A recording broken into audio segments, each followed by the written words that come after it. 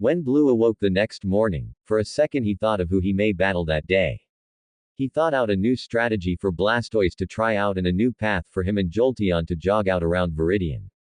Then, he blinked. He awoke with a sneeze, some of Arcanine's mane having blown over his nose in the night. The sleepy dog in question lifted its head and looked at him blearily, asking with a single, "Arc. Go back to sleep." Blue grunted, rising, and the dog obeyed, tucking its nose under its striped paws and gently snoozing away. Blue rose, walking tired towards the campfire Brock had already prepared. Misty was sitting there also, her Pokémon gathered around large bowl and mounds of Pokémon food that Blue could only assume Brock had made. Morning. Misty greeted with a smile while Blue just groaned slightly, eagerly taking the morning drink Brock had set aside for him. They had discovered that coffee was something Professor Oak was gladly willing to share. Not an early person, huh? Brock smiled and Blue rolled his eyes. It's not like those four are. He nodded to the mound of multicolored sleeping bags all around the park they were camping in, just in sight of the lab. True. Ash doesn't get up until noon most days. Misty smiled and Blue gave a small smile also. True to Misty's words, as soon as the sun reached midpoint did Pikachu and Ash stir, walking like a Gengar out to greet breakfast with sleepy movements. Blue was startled by the action, as Red was never this way. Between the two, Red always woke earlier. It must have just been a difference between the two dimensions. So Blue, are you up for a gym battle later? Ash asked eagerly, causing Blue to halt in the consumption of his pancakes, looking at Ash almost in disbelief. Ash, I'm the final gym leader. I don't want to hurt your Pokémon. Blue stated rather slowly, Ash blinking in surprise before annoyance took over. Hey, I've won gym badges. I have all 8 from Johto, Kanto, Sinnoh, and Unova.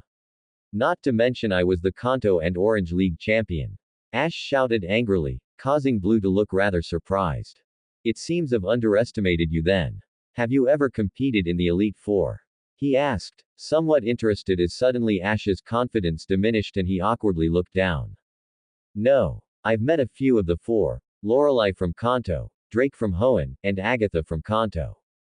Ash shuffled while Blue managed a small smile. Drake. I've met him once, nice guy, cocky though. Lorelei was nice, wasn't bad for Jolt here. He nodded towards his Jolteon who hummed loudly, and then he gave a faint shiver. But Agatha. That Gengar. Every time it appeared out of nowhere. Scared me half the way to Arceus. He rolled his eyes while Arcanine who happened to eavesdrop shivered violently, as if remembering. Wait, how do you know about the Elite Four? Dawn asked, slightly confused while Blue blinked. Huh. Well, Lorelei I just mentioned. I met her once at the Seafoam Islands. Koga I never really knew until I fought him. Alakazam was my star there. He casted an affectionate look at the large Pokémon, who smiled and lifted his spoons in greetings. Then there was Agatha I never want to battle her again, she was creepy. He looked at Jolteon who gave a large shiver, then looked at Ash with a shrug. Lance was hard. It was a team effort, but I think Gyarados managed to save us with Dragon Rage. Blue blinked, and then he suddenly was struck with a, duh. I did tell you guys that I was champion, right? He asked, furrowing his brows while the group proceeded to stare in jaw-dropping awe. Apparently not. Wait, so you're going to let Ash battle even if you're a Pokémon champion? Dawn practically shrieked, and Blue flinched. He corrected, although Ash just jumped to his feet in excitement. I can't believe you were a Pokémon champion. I was a champion. Blue repeated bitterly, causing Brock to frown. Wait, to lose your title that means that someone else had to beat you. He observed and Blue threw him an annoyed look. Who cares? I'm going to battle a champion. Ash practically shouted with glee, Pikachu echoing his excitement. It's not really that big of a deal. He froze, seeing something odd out of the corner of his eye. He turned to see the oddly shaped balloon getting closer with amazing speed. Pidgeot, go look at that. He nodded to his large Pokémon who took to the air gracefully and started flapping easily, Ash's Noctowl following quickly as Pikachu suddenly growled angrily. What's wrong? Blue asked, suddenly wary as Arcanine moved closer to Blue, confused with the situation. Those guys are a bunch of Pokémon thieves. Misty shouted, and suddenly Pidgeot was landing, confirming Misty's statement with an annoyed look of her own. Noctowl. Did they have anyone up there? Ash shouted, and Noctowl shook its head, Pikachu jumping on the ground in ready position. Thunderbolt. Ash pointed, Blue watching in surprise as the electric rodent showed no mercy as an intense electrical wave shot out at the balloon. To Blue's surprise, the electricity deflected off, and he could faintly hear laughter while the group gasped in shock. Arcanine, flamethrower. He nodded, and his companion shot an inferno of flame from its maw, twisting and turning before that too deflected off with no issue.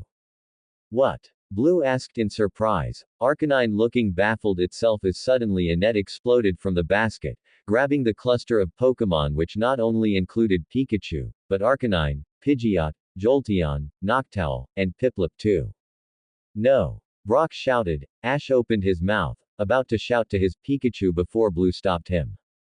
No! If your Pikachu uses its electric attack, it'll affect everyone. He snapped, and Ash gritted his teeth in anger. You'll have to do better than that, twerps. He faintly heard a high-pitched shout of a woman as she sneered over the edge of the basket, causing Blue's eyes to narrow in annoyance. Blastoise. He growled, the large water Pokémon growling at the large balloon. Without further command, a large blast of blue water was shot out, cutting through the air sharply before that too, crumpled in contact with the balloon. Piplup. Bubble Beam. Dawn shouted weakly to her trapped Pokémon, the creature instantly halting when Arcanine let out a howl of pain at the contact. Pikachu. Hang in there. Ash shouted as slowly the balloon started to float away. I'm not letting some creeps take you. Blue shouted angrily, about to command Blastoise to use Hydro Pump again, before a loud whistling noise was heard on the wind. What's that? Misty asked with a wince, hands clasped over her ears. It's like an air cutter. Brock gasped, and Blue looked up in surprise as an orange blur slashed with quick jarring speeds across the balloon, slashing a large groove down the seam, causing the net to rip open.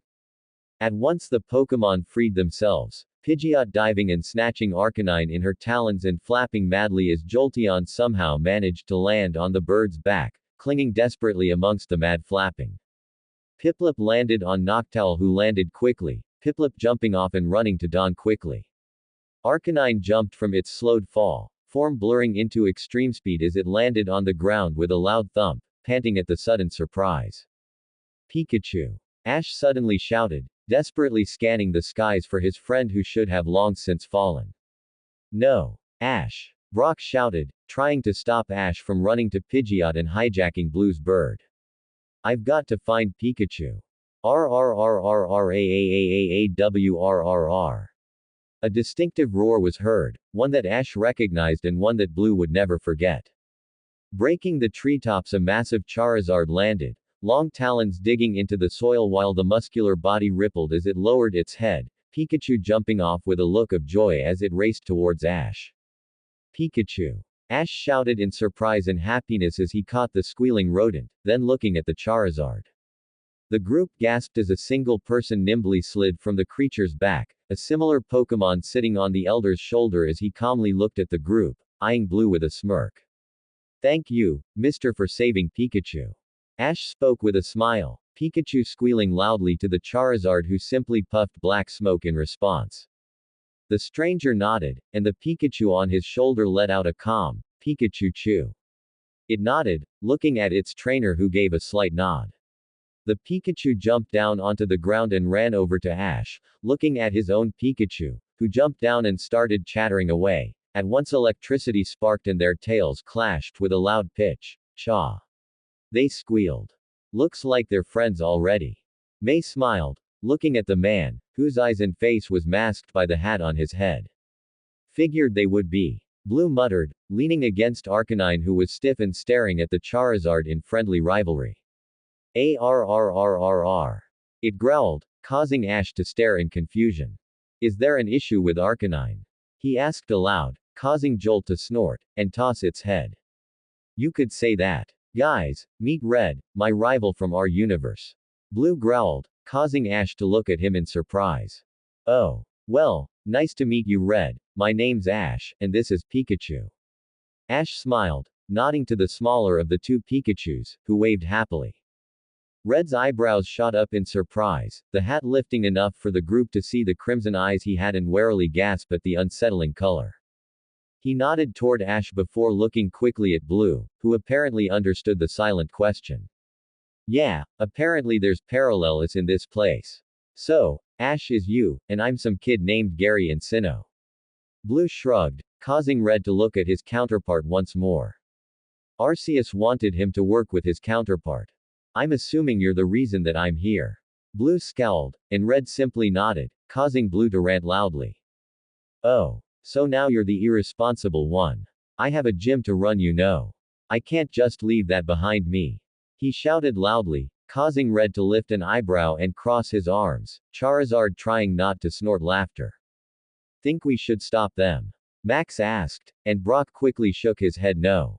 You can't just sweep me away now that I have responsibilities, Red. I was never one for your insane plans, nor the one for going off on adventures. I settled down. I actually have commitments. He shouted, Red rolling his eyes and practically ignoring the ranting man. I can't just leave with no warning. I can't pretend that I'm like you, and don't care about others. Red froze, Charizard craning his neck to stare at the trainer in surprise, before anger at the words. Red didn't respond, frozen in place before slowly turning on his feet.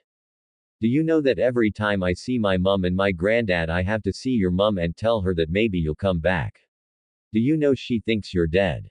I have to keep lying to her over and over just so she won't climb MT. Silver herself. Blue shouted, and Red spun, crimson eyes glowing with anger as Charizard roared, letting loose a plume of brilliant glowing fire from its maw. Arcanine intercepted with Flame Wheel, absorbing it and dissipating the flame with a movement that was obvious, they had done many times. Whoa! May yelped, the group racing a few feet away from where they began, far from the fire's grasp. Are we going to watch a battle? Dawn asked, surprised as the Charizard took to the air, letting loose another wave of fire in which Arcanine deflected. It seems like it. Isn't it natural for rivals to battle when they're mad at each other? Brock asked, looking at Ash who at least managed to look guilty. Charizard roared in the air, diving and creating a barrel roll that spontaneously burst into flame, causing Arcanine's eyes to widen as it attempted to clear the way, only to not move fast enough.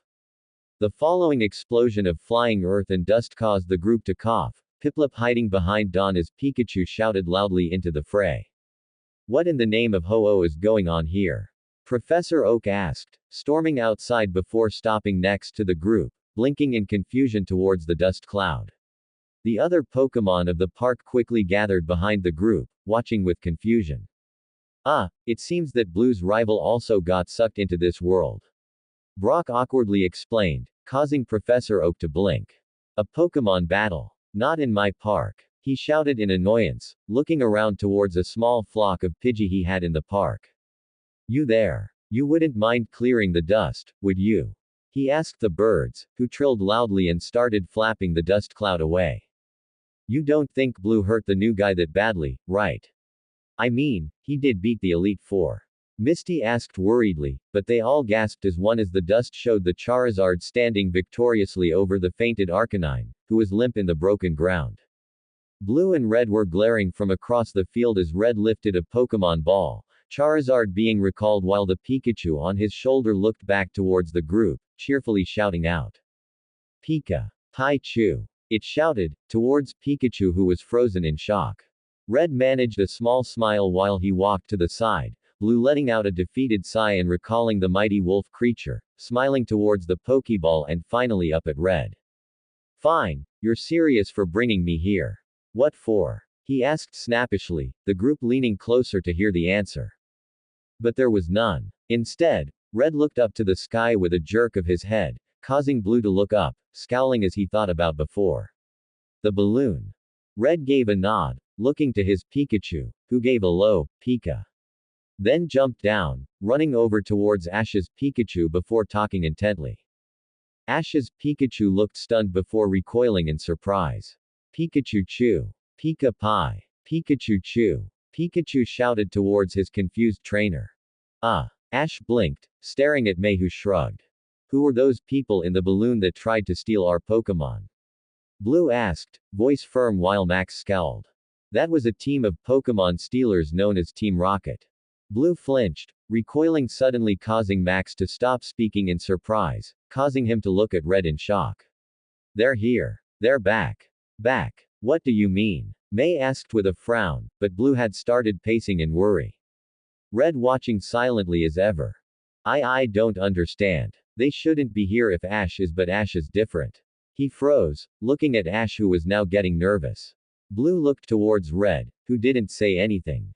Blue's mind seemed to click, and he let out a rushed breath. That's why I'm here. You met Arceus, didn't you? He told you to come here to stop them. He spoke, and Red gave a small smile, looking over to Professor Oak, who gasped loudly. Incredible. You met the legendary Pokemon Arceus. You must tell me about it. Professor Oak stopped shaking Red's hand from his excitement, now noticing the extreme caution the man expressed and how utterly uncomfortable the red-eyed male was. I don't understand, what's so important about Team Rocket? Dawn asked with a frown, Piplup asking the same question in a few chirps. Depends, what do you know about them? Blue asked with a frown, leaning against his trusty Jolteon, who gave a low growl to emphasize Blue's point. They're Pokemon kidnappers, wanting Pokemon to use them for themselves. May blinked and Blue blinked, surprised, before looking at Red, who gave a slow nod as if to say, see. Well, you aren't wrong. Blue shuffled, Jolteon snorting and looking away while Red lifted eyebrows at the creature, which in turn spat angrily at him. Team Rocket from our universe was much more brutal, you could say. Blue sighed, and Red mirrored it quietly, walking away while Blue ignored it, much too used to this behavior. Hey, where is he? Dawn asked, but Blue waved a dismissive hand.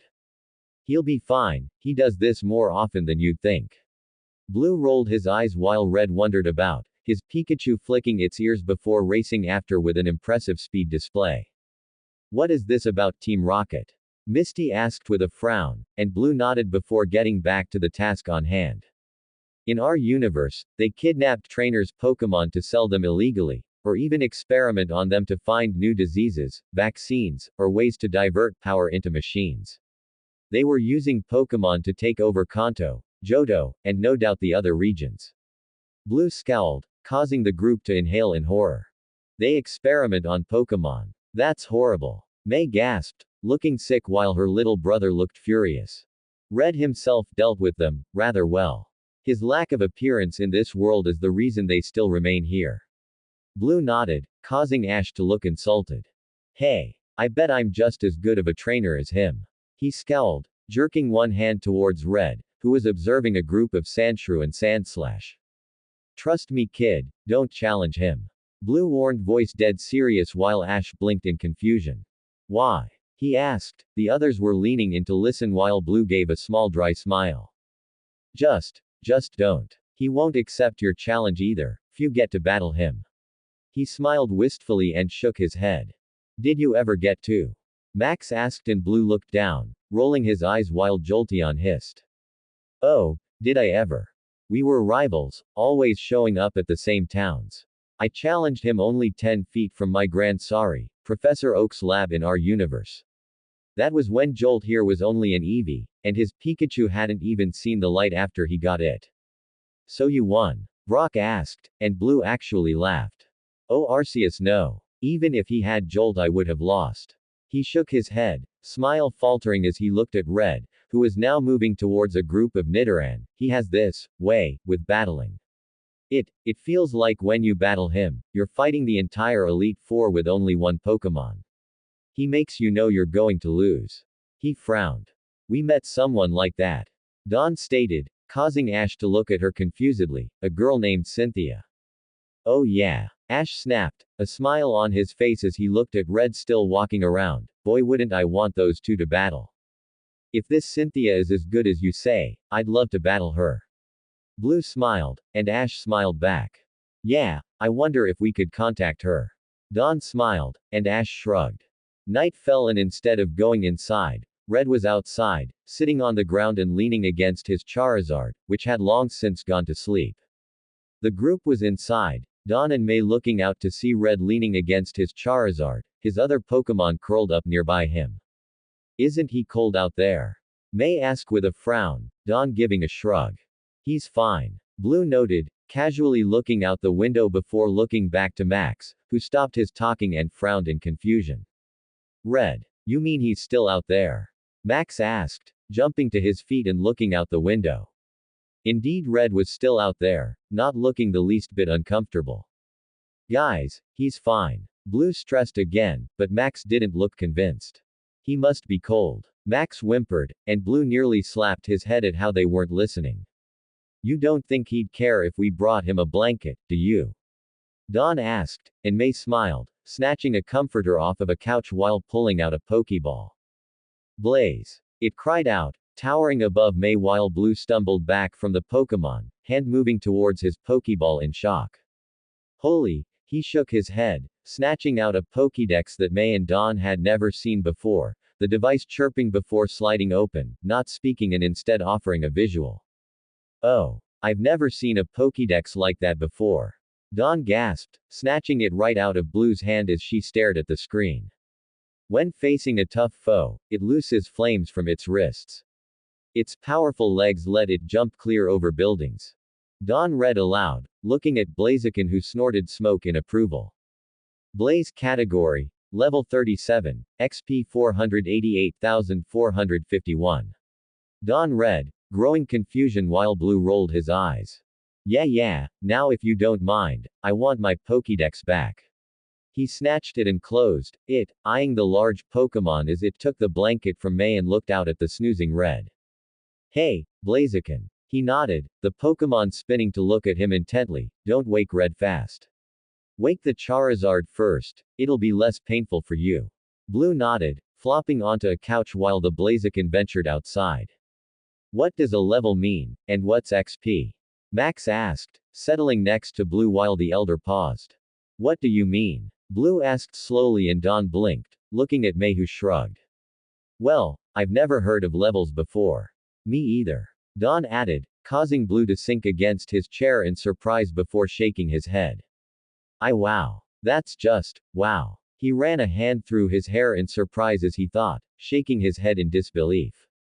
What is it if it's so important to you? Max asked, and Blue flashed a Pokeball, Arcanine suddenly standing in front of them on the couch. Levels are, wow, okay, this is weird. Blue sighed, starting over, they're units of measurement used with Pokemon to help decipher their skill ranking. He stressed, and May frowned. Like, a Pokemon is born at level 2. When Pokemon evolve, sometimes it's because they've exceeded their evolutionary skill, and they've gained enough power to advance to a stronger stage. Blue winced, and Max's eyes lit up. I get it. So each Pokemon has a certain level? Max asked while Blue just smiled. For example here, most gym leaders have Pokemon within a similar level unit. A few people have Pokemon that exceed others in level, simply because it was their first, or it has more experience. Jolt has the most so far, but Arc battles more gym opponents. Here, he took out his Pokédex and flashed it at Arcanine, who waited patiently while the device chirped. Opening it, he passed it to Max, who eagerly took it to read. A Pokemon that has long been admired for its beauty. It runs agilely as if on wings. He read, and Arcanine barked in approval while Max read even more on the creature. 341 pounds, male what? Max yelped, and Blue frowned, peeking over to see what he was freaking out about. Oh, I thought there was a problem. Max looked at him in disbelief before May snatched the Pokédex, looking at it to the large fire creature, who looked at her expectantly. Your Arcanine is level 68. May cried loudly, causing Arcanine's ears to pin back at the loud sound. The others came running from around the corner, looking rather dozy, Ash having just gotten out of bed. From outside a loud angry roar was heard that alerted everyone that Charizard had woken. A few others accompanied it, such as an annoyed Blastoise, and Venusaur. The sliding door banged open and Red stood there, not even looking at May, who had originally shouted, but instead shot red daggers at Blue, who flinched and raised his hands in defense. Hey, it's not my fault, he weakly stated, getting glares from all angles. Come on Red. I wasn't the one who shouted. Blue defended, and May blushed, looking down. All Red did, was cross his arms. They don't have levels here. They've never heard of levels here, but our Pokédexes still pick them up. He defended. That caught Red's attention. He reached in his pocket, pulling out the nearly pristine device as it beeped on Dawn's Piplup, sliding open while Red lifted one eyebrow, as if agreeing. What's a level? Ash yawned, and Red looked at Blue, who sighed. Fine, a level, as I have already told Max, May and Dawn, are units used to classify a Pokemon's skill, he stated, eyeing Red before finishing, or power. A new way to classify Pokemon. Professor Oak gasped, looking at Red in surprise while Blue groaned and held out his Pokédex. The professor barely could contain himself as it clicked and showed Arcanine, his eyes practically bulging at the information that it gave. This is revolutionary. Never would I have thought to use levels as a way to record data. It takes longer to gain a level the higher yours is. Blue offered, shrugging, personal experience. What I don't understand, is why does it take so long to gain levels? Dawn asked with a frown, and Blue thought. Well, when your Pokemon is at a lower level it learns faster, thus the experience helps. When it's older, or more experienced, it's more difficult to master skills I guess. Pokemon also have an estimation area for when they should evolve. A Metapod evolves at level 10, while a Dragonair evolves at level 55. Pokemon can evolve prematurely, but most tend to stick to the level areas. Blue added, Professor Oak flipping through all of his information and logged encounters. That's incredible. Brock smiled, and Arcanine barked in agreement while Misty peeked over to look at the device. What about you, Red? Does your Pokédex have a level thing? Ash asked. The other male just looked at him with red eyes before opening the door and walking outside where his Espeon was waiting. He laid back on the sleeping Charizard, his Pikachu on his chest while his Espeon settled on his leg. That was rude. Misty observed with a frown while Professor Oak mirrored it. Of what I overheard yesterday, he is probably not used to human contact, or as much attention as we are giving him. The professor stated, Blue giving a jerk of his head as a nod. Well, it's late, I think we all should follow Red's example and get a good night's sleep. Professor Oak smiled and slowly everyone got up, Blue returning Arcanine as he walked towards where his room was, pausing to look at the sleeping figure of Red outside, before turning off the lights. XXX. So I just had to come by. Blue woke to a different voice that he hadn't expected. It was a woman's, yet it was slightly familiar.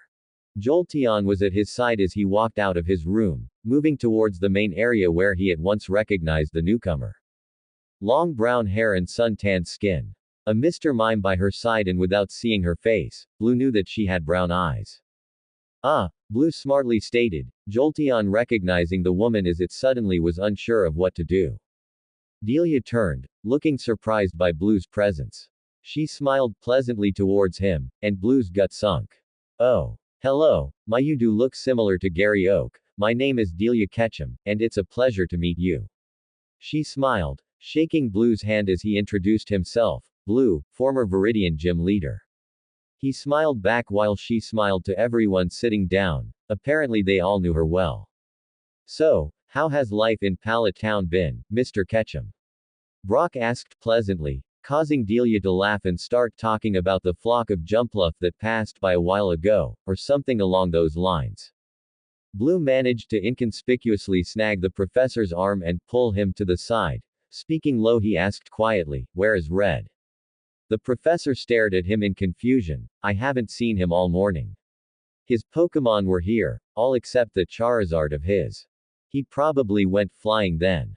Okay. Whatever you do, try and make sure that Delia is gone when Red's back. Blue warned before walking over and joining the conversation again. So Blue, this must be very different for you. Delia smiled, and Blue felt the awkwardness rise again. Yeah. Things are different here than back at my home. Blue started, and Delia sat on the couch across from him next to her son, Ash. Oh. It must be very hard for you to be so far away from your family. She sympathized and Blue squirmed. Well, my Pokemon are my family now, and only the ones I've had from the beginning are with me here. He smiled to his Jolteon, which purred when Delia gave it a soft scratch. I have others back in my universe, but yeah, it's difficult. Blue awkwardly ended, and Delia smiled softly. Well, I do hope you find your way back to your universe, and Ash. I hope you don't get into too much trouble on your journey. She smiled, causing Ash to rub the back of his neck. Mom. Hey, no buts, mister. I expect you to return to this house in tip-top shape, you understand? She asked, pointing a finger to make sure he understood while Blue chuckled slightly. I understand. Ash mumbled, and stood up to accept the hug she gave him. Good Lou, a loud bang cut off what Delia was going to say. Blue looked up with a start, Jolteon fizzling by his side. Red was standing in the doorway, indeed his Charizard was behind him, obviously confused by the situation. Red's Pikachu was perched on Red's shoulder, not moving out of shock. Red himself seemed paralyzed, frozen, as he stared at Delia. Hello. She blinked with a small smile, and Blue felt that horrible feeling again. Red bolted, spinning and taking 3 strides before landing on his Charizard, which took flight immediately. Delia recoiled with a small gasp of sadness, as if Red's quick departure was her fault.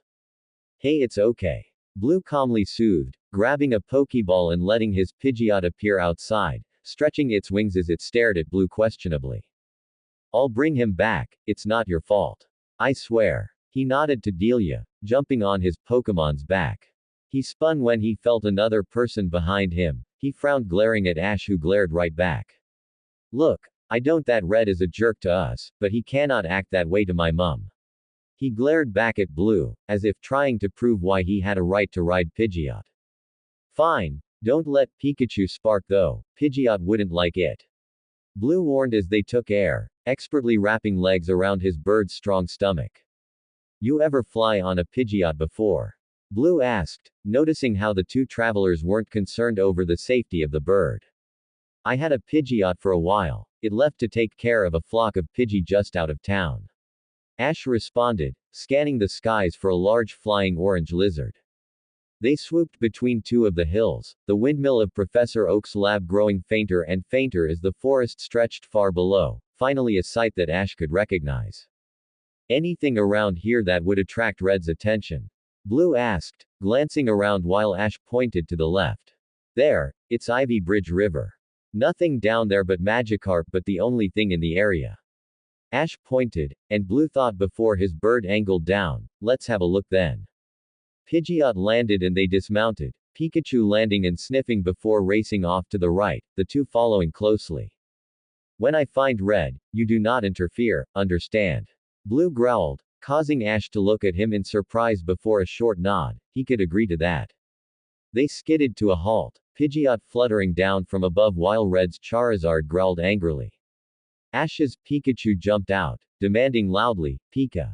Pikachu, Pikachu chew. It growled. The Pikachu on Red's shoulder looked up in alarm before looking back at Red. Red himself was leaning against the shadow of a tree, the shadow of the branches obscuring his form, while his hat completely blocked off his face from sight. Even from across the small river, it was concerning. Blue let a low breath, recalling Pidgeot and instead sending out his Gyarados, which practically took up the entire width of the river. The tameness of the normally uncontrollable monster astounded Ash, as Blue calmly walked across the Gyarados on its scales, standing on the same bank as Red as they stared at each other.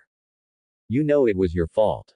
Blue stated, staring at Red, who didn't move from underneath the tree. Instead, Blue just waited the fair distance away, pausing in the silence.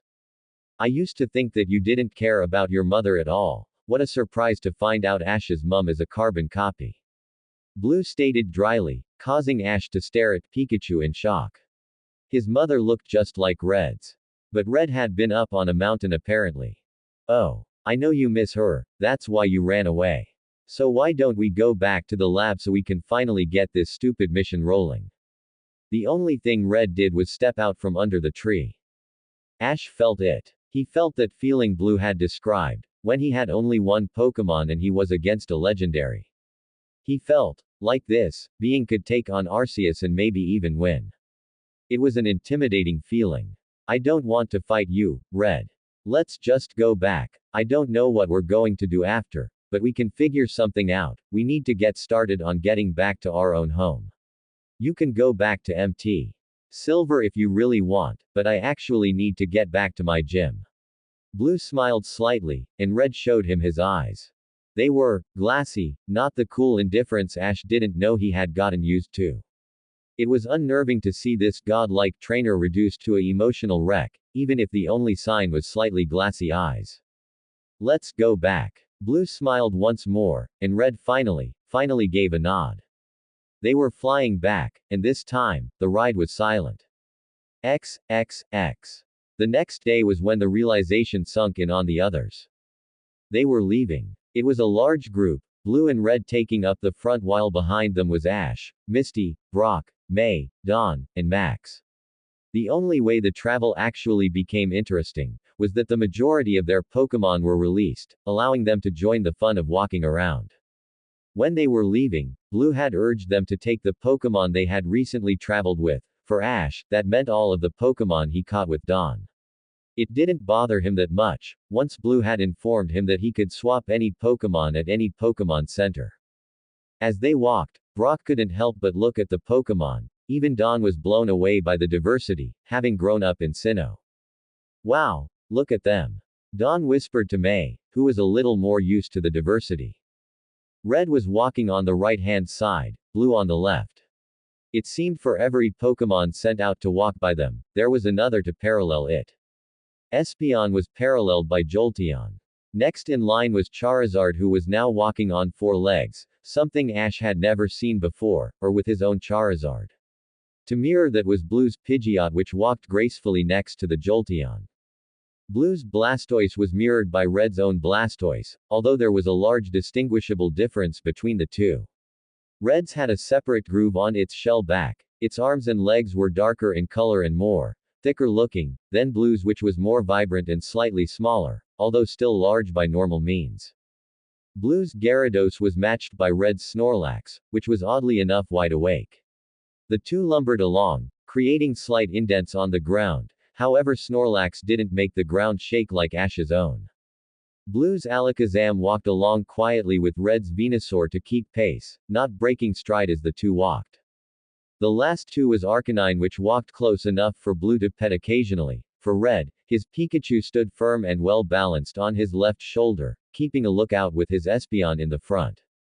It's scary. May breathed to Dawn, her Blaziken walking next to her while her own, and much smaller and young-looking Venusaur kept her Skitty, Munchlax, Glaceon and Wartortle in line. I know, I feel like I'm being led by monsters. Dawn mumbled back with a giggle. Her Mamoswine herding along her own Pokémon Pachirisu, Bunnelby, Quilava, and Togekiss while Piplup walked right next to her. Brock had most of his Pokémon still in his Pokeballs with the exception of Krogunk, who walked beside Innernape. Staraptor, Gibble, and Weasel all opted to ride on Torterra's back, while Pikachu just sat on Ash's shoulder. This has got to be one of our largest Pokémon gatherings ever. Ash smiled, looking at Brock, who observed all of the Pokémon. Misty just gave a small laugh, agreeing completely while not showing any of her own Pokémon, they not being suited for land. To be honest, this is actually really weird. Blue noted, calling over his shoulder while Max laughed at how odd everything looked. They walked on for a few hours, much to the others' amazement, not a single Pokémon from Red's team grew tired. Not even the Snorlax, which Ash assumed would be the first to call it quits. On Blue's side, eventually he called back his Pidgeot and his Alakazam, the others were perfectly fine walking though. The sun started to set when Red stopped. His Pokémon stopped in perfect synchronization, causing Ash to stumble to a stop, Piplup running accidentally into May and causing her to jump at the sudden movement. The group watched in confusion and partial annoyance as Red recalled all of his Pokémon, leaving Pikachu out while Blue sighed. Yeah, you're right. He nodded to Red, who gave a nod and continued walking. Blue turned to address the rest. We're close to Viridian, if we march in like this, we'll get attention. Recall your Pokémon, and try not to attract attention. Viridian City at night was illuminated by street lights. As they slipped into a Pokémon Center, Blue had already gotten them enough rooms for all of them. Go to bed, Red's off investigating. Blue nodded, Jolteon on his side humming in agreement. He's off on his own. We should go help him. Ash jumped to his feet but Jolteon jumped on him, knocking him back to the seat as its weight was too much. Jolt. Jolteon te jolt. It growled, and Pikachu mimicked it back to Ash, causing him to give in. Trust me, Red can handle his own.